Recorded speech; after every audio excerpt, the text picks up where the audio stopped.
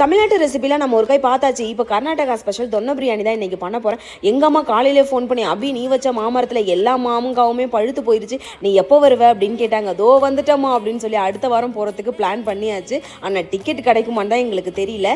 நான் மாமா earth shampoo தான் யூஸ் பண்ணுறேன். ஆனால் அந்த மாமா எர்த்து ஷாம்பில் எர்த்துன்னு தான் பேர் வச்சாங்க. என் முடியெல்லாம் எர்த்துக்கு தான் போகுது, என் மண்டையில் ஒன்றுமே இல்லை.